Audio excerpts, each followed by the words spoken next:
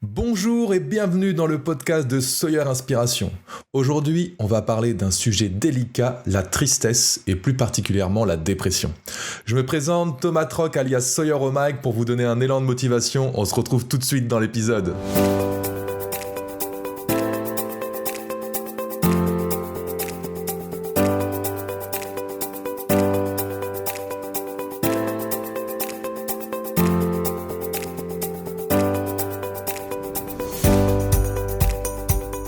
La dépression, la tristesse, c'est un sujet qui est un peu délicat, mais qui est parfois crucial pour nous de le comprendre et éventuellement de s'en sortir si on est dedans. Il faut comprendre que la tristesse fait partie de la vie, la dépression n'est qu'une autre phase, on va dire, de la tristesse, et aujourd'hui j'aimerais qu'on parle un peu de tout ça.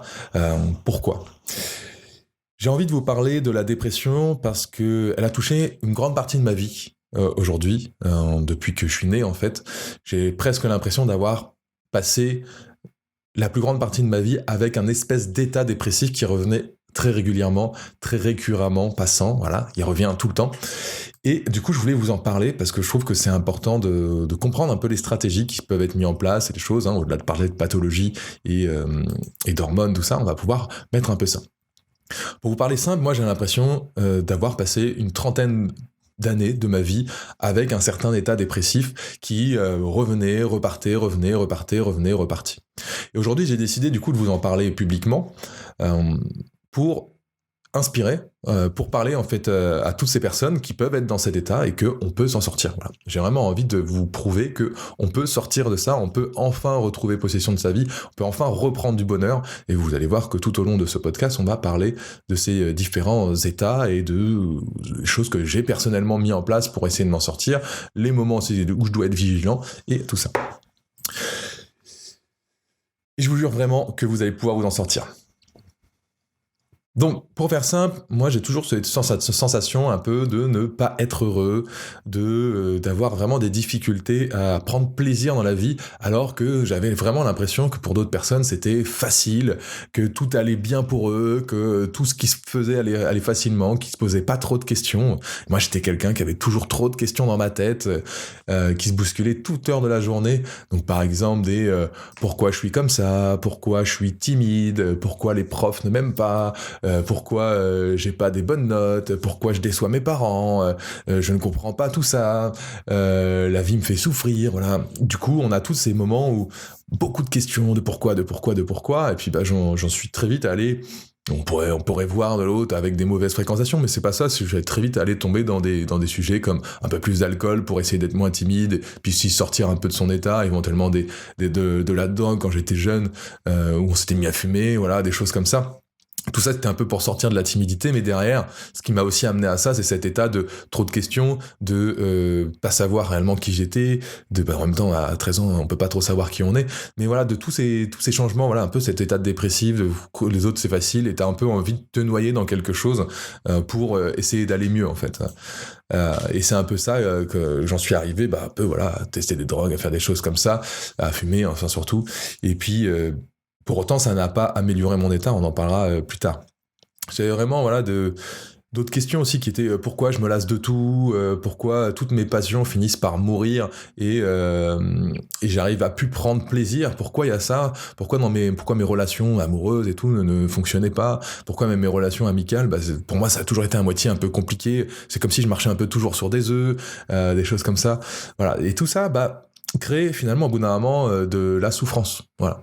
Je sais que j'ai passé des périodes de ma vie où le soir, je sais pas, pris d'angoisse ou autre, je pleurais. Voilà, j'avais des larmes de tristesse qui sortaient. Voilà, j'avais vraiment des moments où c'était beaucoup plus compliqué que d'autres. Il y a des moments où j'avais vraiment l'impression que le sort s'abattait sur moi et que je trouvais plus de solution pour m'en sortir. Et c'est ces moments-là qui étaient les plus compliqués. Et c'est vrai que c'est dur, je vous parle avec cœur ouvert en train de vous dire que il y a des soirs, oui, je pleurais. En plus, je suis un homme, entre guillemets, je mets des gros guillemets, alors qu'on sait qu'un peu le stéréotype de l'homme, qu'est-ce que ça doit être, et ça, j'aimerais bien qu'on sorte un peu de tous ces carcans. Et voilà. Pour vous dire, à un moment donné, par les cycles de la vie, parce qu'il y avait des cycles où j'étais quand même plus de meilleure humeur, et des cycles où j'étais plutôt dans cet état un peu dépressif, ça m'a amené à aller voir une psychiatre un jour. Et cette psychiatre m'a catégorisé de bipolaire directement en à peine 1 ou 2 séances. Je me souviens plus si c'était la première ou la deuxième séance. Donc clairement la blague, petit coup de gueule pour pour les psychiatres ou pour les autres les personnes qui sont comme ça, qui peuvent catégoriser quelqu'un en si peu de temps. Clairement, je pense pas que ce soit possible et clairement j'appelle ça moi du manque de professionnalisme. Aujourd'hui, ce que j'en sors de tout ça, parce que j'ai appris à me connaître, j'ai appris à connaître mon mode d'emploi, à qu'est-ce qui fonctionne pour moi, qu'est-ce qui me rend heureux, et j'essaye de faire attention avec ça. Et c'est ça qui va me permettre d'être plus heureux aujourd'hui et de sortir en fait d'un état dépressif. Donc clairement, petit coup de gueule de cette psychiatre qui à peine en 1 ou 2 séances m'a catégorisé de bipolaire, qui voulait me mettre sur médicaments sous lithium, qui est un truc très compliqué à gérer. En plus derrière, après il faut des prises de sang, des choses comme ça, et ça peut avoir des grosses répercussions. Je vois si tu bois de l'alcool, des problèmes aux reins et tout. Enfin voilà, plein de choses comme ça. Et de toute façon, je vous en parlerai dans une autre histoire de cette psychiatre dans un prochain épisode. Et vous allez voir que cette histoire avec elle, vous allez tomber de haut parce que c'est une très grosse histoire et c'est très lourd même pour le milieu médical. Mais on en parlera dans une autre histoire.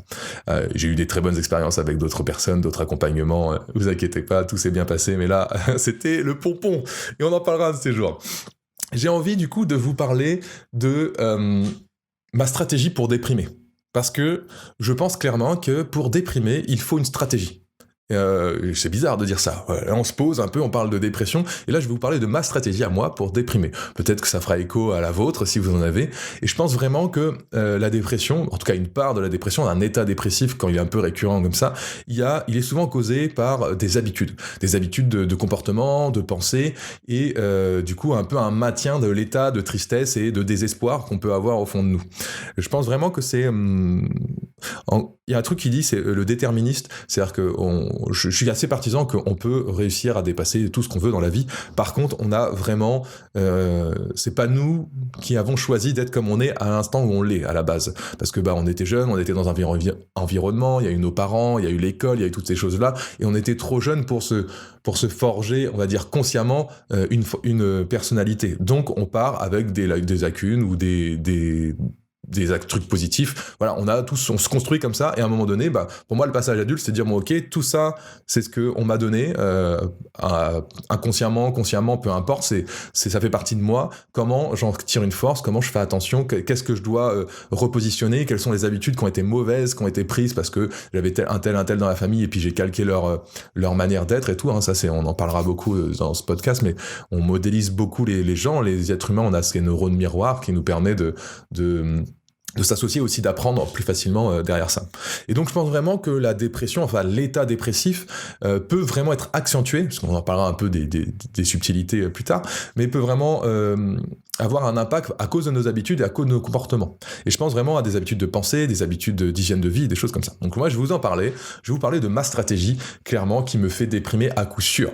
Et c'est vraiment des étapes par étapes. Donc déjà, le premier truc, moi, pour me faire déprimer, ça va commencer à vivre dans le passé et ressasser les erreurs et les regrets. Voire, au-delà de ressasser les erreurs et les regrets, se dire, c'était mieux hier. Quand je faisais ça, c'était mieux, là, je me sentais plus heureux, tiens, j'ai fait telle erreur, ah là là, je regrette encore aujourd'hui. Même, je pense que pour moi, c'est plus la partie, j'étais plus heureux quand j'étais là. Ah, j'étais plus heureux avec ça. Et en fait, c'est une illusion, hein. Notre cerveau, souvent, des fois, le cerveau, il aime juste regarder les bonnes choses, et essayer d'oublier un peu les erreurs. Donc ça, on peut avoir déjà cette vie dans le passé, entre guillemets, penser que le passé était mieux, quoi. On a aussi un autre truc qui peut être un peu limitant, c'est commencer à idéaliser le futur, c'est-à-dire sans prendre les mesures concrètes pour y arriver. C'est-à-dire qu'on va plutôt être dans l'imaginaire, être dans le rêve. Donc on m'a souvent appelé de rêveur, et je pense que j'étais un rêveur qui ne passait pas à l'action, et c'est ce qui a fait que j'ai aussi beaucoup créé de fossés entre ma vie et l'imaginaire de la vie que j'avais, et du coup ce fossé est une souffrance, parce que si tous les jours tu vois où tu veux aller trop loin, et que tu t'es là et que tu fais aucune action, pas de petits pas pour y aller, clairement tu vas créer une différence entre ta perception et ta vie aujourd'hui, et ça va créer de la souffrance. Et donc éventuellement après, évoluer vers un état dépressif. Un truc aussi qui est ouf et que j'ai vraiment pas cru pendant longtemps aujourd'hui, mais c'est une certitude, c'est abuser du sucre, de l'alcool et du sommeil. Le sommeil, ça peut être soit en abuser du sommeil, dormir trop, soit ne pas dormir assez. Ça marche dans les deux sens. Mais abuser du sucre, le sucre est ouf. L'alcool, faut savoir, c'est du sucre. Donc quand vous prenez de l'alcool, c'est du sucre. Ça va modifier vos rythmes. Le corps, il va devoir s'adapter. Souvent, genre là, j'ai fait une soirée grosse ce week-end et je sens encore que j'ai plus envie de manger. J'ai envie de manger des trucs gras, genre vas-y, on va se faire un McDo, on va se faire des trucs. Et on sent que ça vraiment modifie ton comportement interne. Ça a bougé un peu tes hormones, t'as pris de la dopamine, t'as fait ça, t'as été de la fatigue, tu mixes un peu avec tout ça. Et là, ça y est, tu peux casser des très bonnes habitudes juste par un petit mauvais réflexe à un moment donné. Donc on parlait aussi du perte de rythme de vie et du sommeil. Donc par exemple, si à un moment donné, je sais pas, vous couchez à 22h, puis après vous couchez à 4h du matin, puis re 22h, puis 4h, et puis vous avez puis un jour 1 heure. Rien n'est rythmé dans votre vie. Il faut savoir que le corps humain, on a besoin d'un rythme. En fait, on a besoin, la vie est rythmée en règle générale. Et c'est pas nous qui l'avons inventé. Le soleil se lève à telle heure, il se couche à telle heure. Il y a des saisons, il y a une saisonnalité. Et ça, faut prendre conscience que notre corps a aussi besoin d'un rythme. On appelle ça le rythme circadien pour le rythme du sommeil, et ça va avoir un impact aussi si vous faites n'importe quoi avec votre sommeil, c'est très négatif. On a aussi le corps. Le corps a un énorme impact sur ce qu'on pense à l'intérieur. On en parlera plein de fois dans ce podcast, j'en ferai un autre aussi sur le psychosomatisme un jour. Et c'est le côté où une posture fermée et recroquevillée. Donc par exemple, les épaules un peu rentrées, la tête un peu vers le bas, le regard vers le bas, tout ça. Et puis je commence à parler d'une voix lente. Et puis voilà, ma vie est triste. Et puis voilà. Et là, on commence à tirer les traits vers le bas. Tout ça va, par le corps, commencer à facilement ramener des pensées négatives aussi là. Le corps a un vrai impact. Contrairement, si vous commencez à vous remettre les épaules droites et tout, vous allez voir, ça va changer la dynamique. Mais on en parlera après. On a bien sûr des pensées négatives constantes. Et ce que j'explique, on a souvent des pensées. Ça, on les aura toujours, on peut pas les arrêter.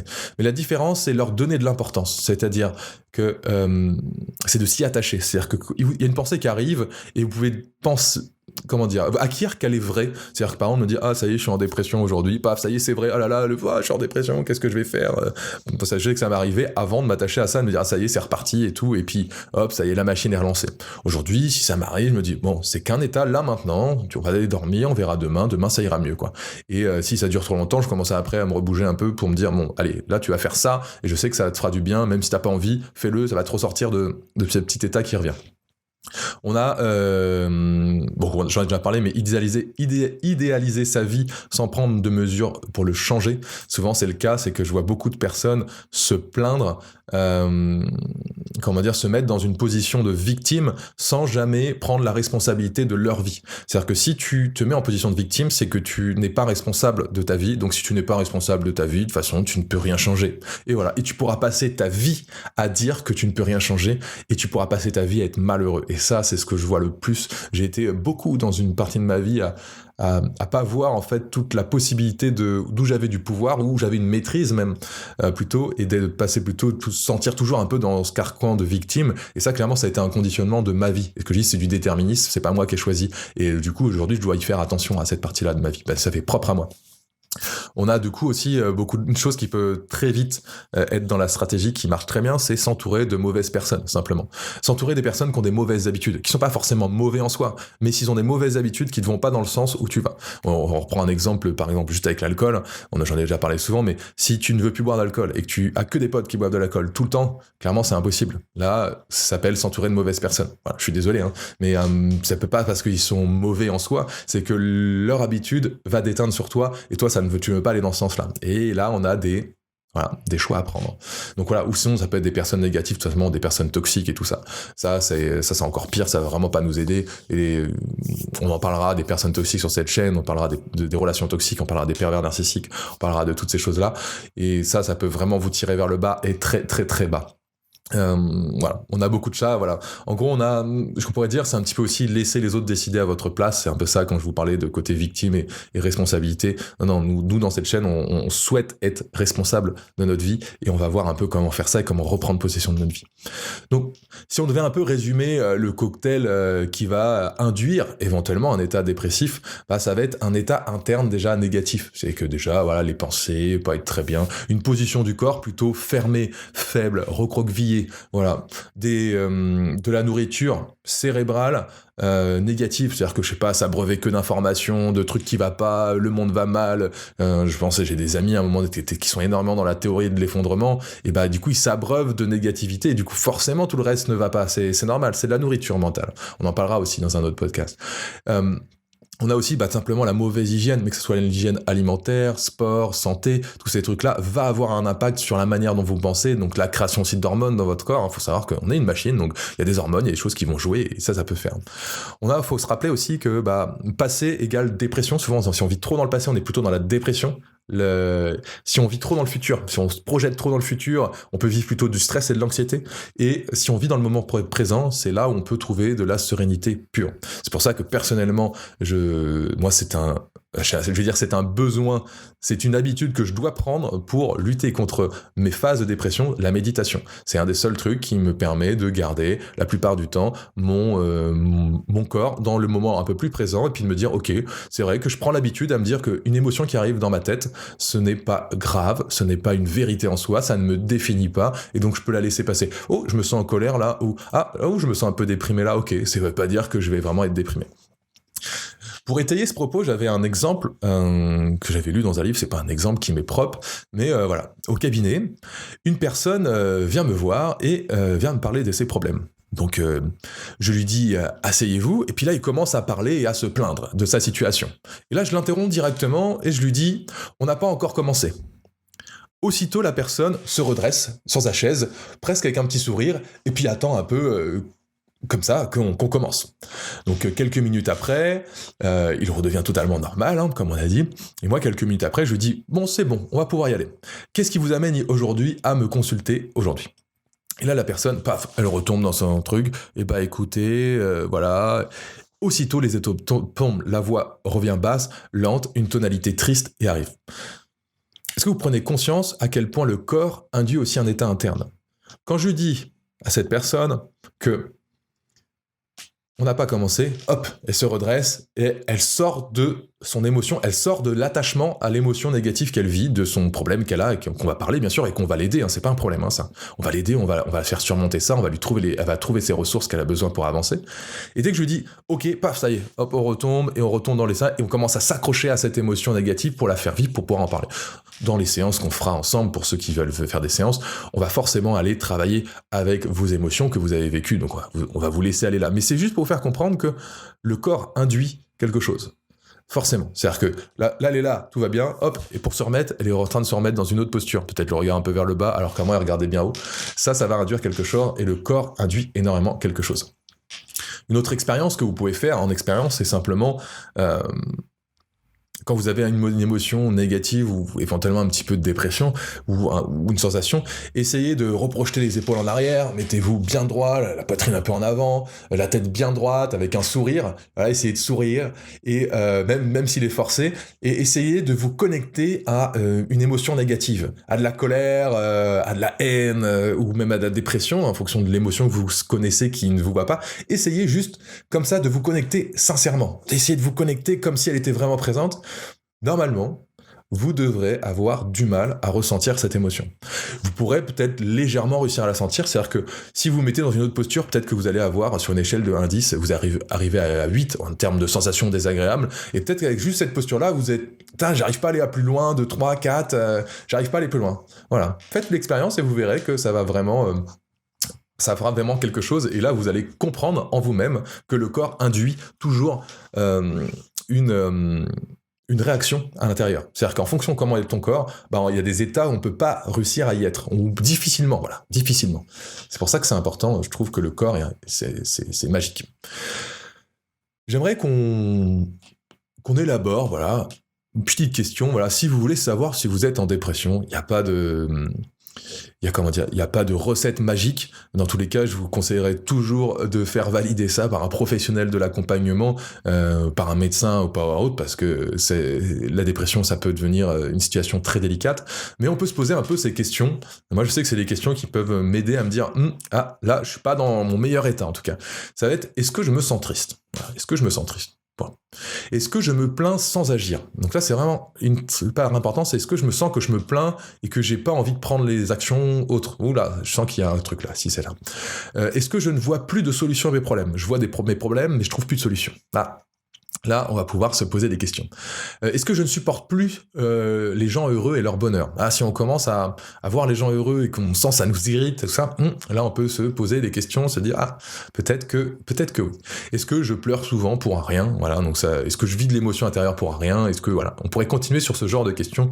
Mais voilà, si la réponse à ces questions est plutôt oui, il est possible que vous ayez un espèce d'état dépressif. Donc je dis bien impossible, et du coup, comme je vous l'ai dit, l'idée ce sera de suivre, d'aller voir un professionnel, que ce soit votre médecin habituel ou autre, pour essayer de peut-être diagnostiquer, peut-être c'est juste un état de grande fatigue passager, ou un petit état dépressif, ou les prémices d'un petit burn-out, ou tu vois, ça peut être plein de choses, hein, on sait pas... on sait pas, mais en tout cas, on peut se dire, tiens, il y a un truc sous-jacent, en tout cas, il y a quelque chose qui fait que je suis pas dans mon état normal, entre guillemets, on n'est pas, état normal, c'est pas être heureux en permanence, mais je suis pas dans un état de sérénité personnelle. Donc voilà. Le problème avec la dépression, c'est que plus elle dure, plus on prend des mauvaises habitudes. Donc c'est comme je vous parlais tout à l'heure, c'est que moi, je vois vraiment le cerveau comme quelque chose qui apprend tout le temps en permanence et qui s'adapte à son environnement. C'est-à-dire que si on commence à être longtemps en dépression, le cerveau va prendre des réflexes de dépression, simplement. Il va prendre des réflexes pour déprimer. C'est-à-dire que son habitude pour lui, c'est dépression. Ok, dépression, ça je sais faire, c'est facile pour moi. C'est un peu ça qu'il va dire. Donc plus on déprime longtemps, plus on va avoir ses habitudes, et c'est pour ça que on retombe facilement dans la dépression quand on l'a vécu, surtout quand on l'a vécu très jeune. Parce que quand on l'a vécu très jeune, c'est des modèles que ton cerveau s'est modelé autour de ça, donc c'est des choses qui sont beaucoup plus ancrées qu'un comportement qu'on essaierait de mettre en place maintenant. Moi, j'aime bien voir aussi la dépression un peu comme un entonnoir qui, au fur et à mesure qu'on rentre dedans, en fait, les possibilités s'amoindrissent. Vous voyez, l'entonnoir, on rentre par le grand bout, et puis au fur et à mesure, ça devient de plus en plus petit, plus en plus petit, plus en plus petit. Et comme j'aime bien dire, c'est presque jusqu'à la fin, voire plus que la vie par un tout petit trou, et de plus réussir à voir toutes ces possibilités. Et c'est là que je pense que ça devient le danger de la dépression. La dépression, on sait très bien, peut amener jusqu'au suicide. Voilà. Là, c'est très malheureux, clairement. Et c'est important d'en parler, c'est que si une dépression pas soignée peut aller jusqu'au suicide. Et là, c'est dur. Et je pense que c'est vraiment ça. C'est l'entonnoir, on rentre jusqu'à plus du tout voir de possibilités et en voir plus qu'une. Et ça, c'est malheureux. Et ça, je vous le souhaite absolument pas. Donc en soi, comment on pourrait continuer?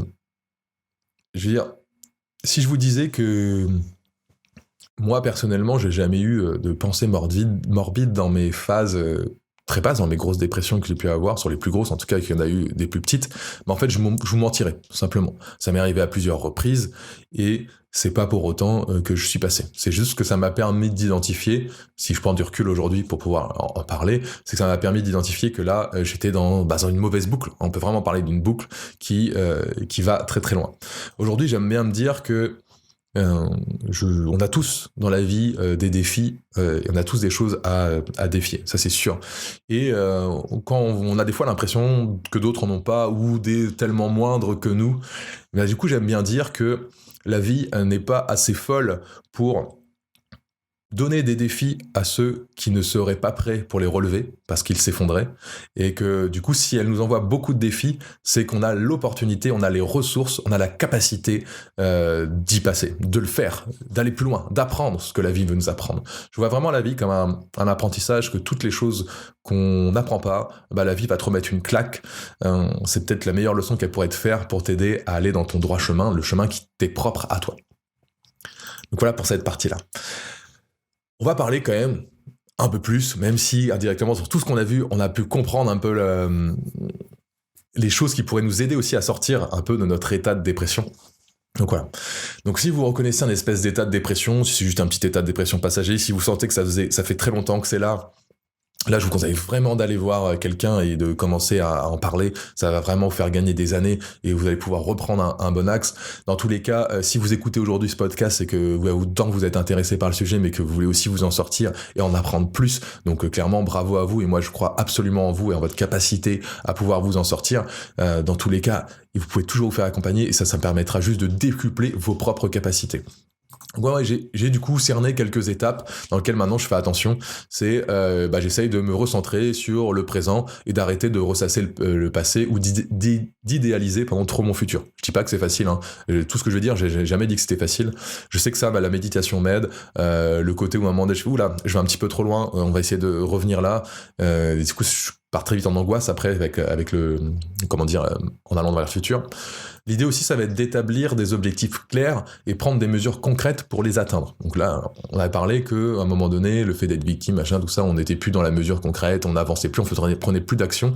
Et clairement, le fait de reprendre des objectifs et de mettre des actions concrètes, c'est-à-dire, ok, je me sens mal maintenant aujourd'hui, qu'est-ce que je vais mettre en place demain, après-demain, dans un mois, pour commencer à être mieux. Peut-être ça va être, on en parlera là, adopter de l'alimentation saine. Peut-être ça va être de reprendre de la saineté, arrêter un peu le sucre, le gras, l'alcool, surtout l'alcool et les drogues.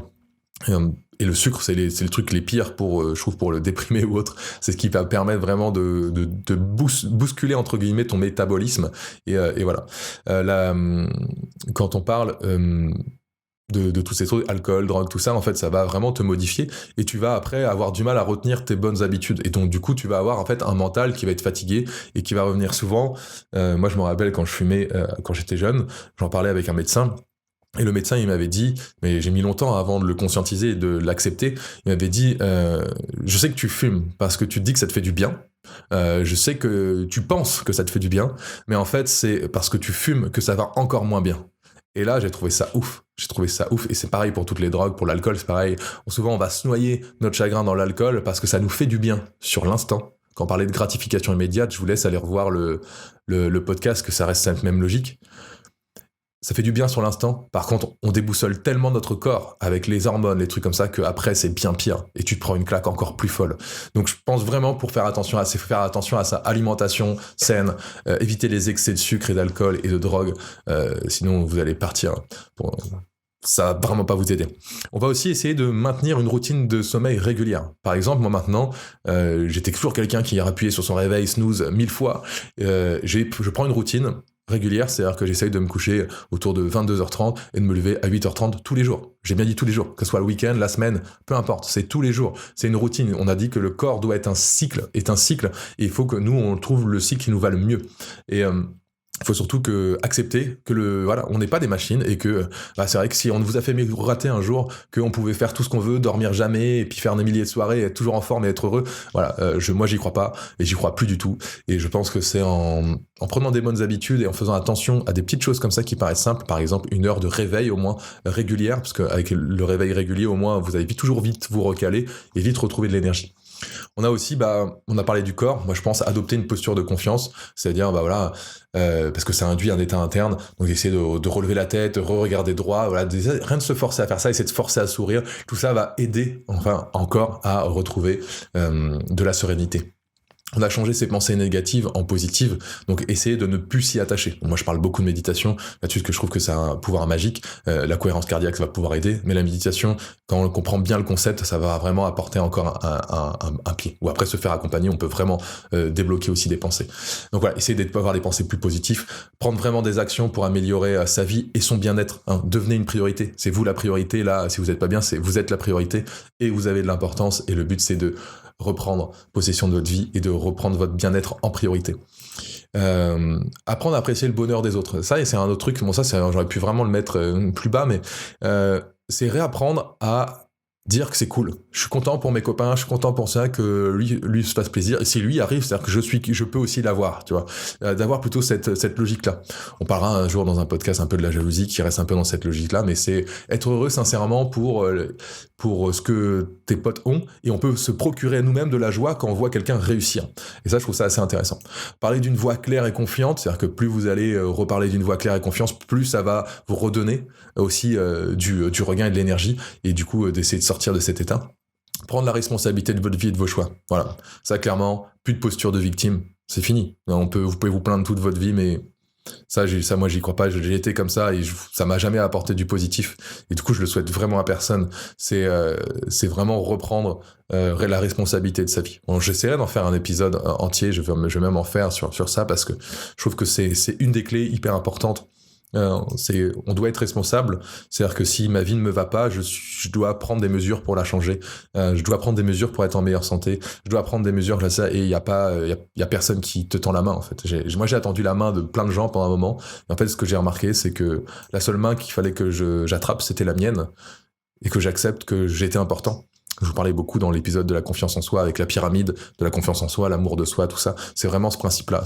Je suis important en fait. Pourquoi les autres seraient plus importants que moi? On est tous importants en fait. Voilà. Donc je peux me respecter et du coup reprendre contrôle de ma vie. Donc voilà. Donc on va essayer de reprendre le contrôle de sa vie, décider de son propre avenir et comme j'aime bien le dire, c'est vous êtes le leader proactif de votre vie, donc c'est vous qui décidez. Donc à vous de décider de l'être et de reprendre ça. Je dis pas que ça va être facile, je dis que ça va demander des efforts, mais en tout cas si vous avancez dans cette voie, continuez à écouter le podcast, écoutez d'autres podcasts, lisez des livres, passez à l'action, changez des habitudes pour retrouver des habitudes saines qui vont aller vers la guérison. Je pense que voilà notre état actuel, peu importe dans quel on est, que ce soit heureux, pas heureux, triste ou ainsi de suite, n'est qu'une causalité de nos habitudes et de nos comportements passés. C'est-à-dire que si, souvent il y a une phrase que j'aimais bien, c'est regarde qui tu es aujourd'hui et réanalyse tes 5 ans de décision. Et aujourd'hui, si tu es cette personne, si tu veux savoir ton avenir, je dis un peu n'importe quoi là, mais si tu veux savoir ton avenir, regarde les décisions que tu prends aujourd'hui, ça va te montrer qui tu seras dans 5 ans. Parce qu'aujourd'hui, on n'est que la causalité de nos anciennes décisions, de nos passés, de notre passé, donc de nos habitudes, de nos comportements que nous avons pris. Par exemple, il y avait un exemple avec l'effet cumulé, un livre super intéressant, qui parlait de simplement si on buvait une bière par jour, et entre un qui boit une bière par jour et l'autre qui investit 10 euros par jour, c'était un exemple un peu comme ça, dans 10 ans, il y en a un qui a pris 10 kilos, et l'autre, dans 10 ans, il n'a pas pris 10 kilos, mais il a 100 000 euros, hein, genre, pour faire l'exemple. C'est vraiment l'effet cumulé de nos habitudes et de nos comportements qui vont nous amener à une destination. Donc si vous voulez contrôler aujourd'hui la route dans laquelle vous allez prendre, c'est contrôler ces petites habitudes, faire attention à des petites choses là. Et ça, je pense que ça permettra, quand on fait attention à ça, au fil du temps, ça prend du temps, mais on va pouvoir revenir une personne heureuse et réavoir envie d'être là, de kiffer et de prendre plaisir, quoi. Donc bien sûr, dans ce podcast, comme je vous l'ai dit à quelques reprises, on a vraiment parlé plutôt d'un état dépressif et on n'a pas parlé des causes de la dépression. Donc je le dirai toujours, mais je conseille toujours de vous faire accompagner d'un professionnel de santé, un accompagnement pour parler de tout ça, parce que il y a plein d'autres causes qu'il peut y avoir. Il y a des causes pathologiques, il y a des causes par les hormones, il y a des causes qui ne sont rien à voir qu'avec juste un petit comportement d'habitude. Les habitudes et les comportements vont forcément avoir un impact, donc tout ce que vous avez fait ça, peu importe que ce soit une pathologie de l'hormone ou autre, vous allez pouvoir avoir des clés quand même pour pouvoir en sortir. Par contre, si c'est pathologique par rapport, je sais pas, un problème cérébral, problème de quelque chose, là, ça va être autre chose. Et là, ça sort amplement de mon expertise, voilà. Mais par contre, je sais que ces choses qu'on a parlé apportent vraiment des clés, apportent vraiment quelque chose pour être mieux. Voilà. Je voulais vous parler, je vous en ai parlé rapidement. Aujourd'hui, je me dis sorti de mon état de dépression, et j'ai bien dit, je me dis sorti de mon état de dépression, mais il reste toujours jamais loin. Il reste toujours très près. Je dois toujours rester vigilant parce que, comme je vous l'ai dit plus tôt, c'est une habitude et des comportements de pensée que mon cerveau a, quelque part, inscrit ses réflexes de me mettre en dépression, qui est peut-être, dans tous les cas, c'était pour quand il y a une bonne cause. Il n'y a pas de comportements qui sont faits négativement dans le cerveau, c'est toujours pour une bonne raison, ça part d'une bonne intention, même si aujourd'hui, moi, ce comportement-là ne me va pas, ça me fait pas rire. Je sais que, à cause du fait que ça arrivait très tôt dans ma vie, le cerveau a des circuits, voilà, faut voir comme des routes, ou un chemin de fer, je sais pas comme vous voulez, et puis hop, des fois il peut prendre le mauvais aiguillage que tu voulais pas prendre toi consciemment, mais lui l'a pris. Donc voilà, je sais que je dois être vigilant, et je sais qu'à chaque fois que je dévie un petit peu de mes bonnes habitudes, très vite je peux retourner, dès que je suis un peu fatigué, des choses comme ça, dans cet état de fatigue. Donc je dois faire vraiment attention. Donc Et ça peut être plein de choses comme ça, genre je peux très vite me redévaloriser un petit peu en parlant de ne pas me sentir aimé par mes potes si on avait prévu un truc, ça se fait pas. Et ça, je sais que c'est des réflexes que mon cerveau a. Aujourd'hui, je m'y attache plus, mais je sais qu'ils sont là. Et je sais que moins j'y m'attache, moins je leur donne de l'importance, plus je prends confiance en moi, moins je leur donne de l'importance. Et tout ça m'aide à sortir de cet état. Donc, je trouve c'est important à vous dire pour conclure en fait là-dessus que si ça fait longtemps que vous avez un état, il va sûrement revenir. C'est pas parce que ça y est, je suis sorti, c'est fini. Moi, à chaque fois, je croyais ça. Moi, ça y est, c'est fini, j'étais trop content. Puis hop, après, je retombais. Donc, ça faisait vraiment cette boucle un peu de bipolarité. Et quand on pouvait analyser ça de loin, alors que c'était juste que j'étais tellement content de sortir et je m'y attachais tellement quand c'était là à mon état dépressif que c'était très présent dans ma vie. Aujourd'hui, j'ai une petite vague, mais elle est très légère et ça change pas grand-chose. Souvent, j'ai juste besoin de me remettre dans l'action. La vague, elle est souvent dans le fait où ça y est, je recommence à être passif dans ma vie et je suis plus dans l'action, je suis en train de penser à ce que j'aimerais faire ou autre, et là ça y est, non, c'est pas bon, penser un peu au passé, là c'est plus bon. Dès que j'arrête, hop, je me remets, je recrée un podcast, je me remets à faire, je refais de la musique, je refais un truc, là ça y est, je commence à revivre, et je pense que la vie elle passe par là. On peut vraiment rajouter aussi un truc, c'est essayer de faire des choses qui vous font vibrer vous. Voilà, qu'est-ce que vous aimez, prenez du temps pour vous, ça c'est important quoi. Donc voilà. Donc pour faire simple, pour conclure en tout cas aujourd'hui sur ce thème de la tristesse et de la dépression, la dépression c'est vraiment un moment une expérience en fait qui peut être vraiment difficile et douloureuse. Donc j'ai vraiment beaucoup de compassion pour tous ceux qui peuvent y être, pour y avoir été beaucoup. Mais il y a toujours des solutions. Et j'espère que par ce podcast vous avez pu voir qu'il y a des solutions, qu'il y a des choses qu'on peut apporter. Dans tous les cas, si vous avez besoin d'un aide, d'un professionnel ou autre, ou vous souhaitez passer directement avec moi, appelez-moi directement via le site. On fera en sorte de trouver vos ressources pour que vous puissiez en sortir. Donc voilà, je pense vraiment que c'est en adoptant des stratégies positives et des mesures concrètes qu'on va pouvoir changer cet état pour en sortir et pour essayer d'en sortir durablement. On va apprendre à se connaître, on va apprendre à savoir quels sont le circuit la mauvaise aiguillage du train, comme on disait tout à l'heure, qui va nous faire passer du mauvais côté. Et quand on va les connaître, on va savoir quand ils vont arriver et on va pouvoir vite reprendre l'aiguillage pour avoir une vie plus heureuse et plus épanouie. Voilà, c'est comme ça que je fais personnellement en tout cas. J'espère que ça vous a donné des clés, des concepts pour aller encore plus loin. Si vous voulez ne rater aucun épisode, en tout cas pour en apprendre toujours davantage, vous pouvez vous abonner sur Spotify, YouTube, Google, Apple Podcast, tout ça. Je suis sur toutes les plateformes classiques. En tout cas, j'espère que vous allez vous apprendre. N'hésitez pas à me faire un feedback sur mon site internet directement. Vous allez voir dans l'onglet podcast, vous pouvez mettre un feedback. Ça me ferait plaisir de voir un peu les mesures concrètes que vous avez mis en place, si vous a apporté des clés, parce que bon, c'est toujours agréable d'être là et de vous parler de choses que je trouve intéressantes, mais j'aime avoir le retour des autres, échanger avec les gens, c'est là où je prends le plus plaisir et c'est là où on apprend le plus d'avantages. Est-ce que cet épisode vous a apporté des infos? Dans tous les cas, si vous avez vraiment apprécié l'épisode, et c'est comme ça que je peux le voir sans qu'on échange ensemble, c'est de partager à quelqu'un qui en a besoin, un membre de la famille, un ami, un ennemi, n'importe qui, tout le monde mérite d'évoluer.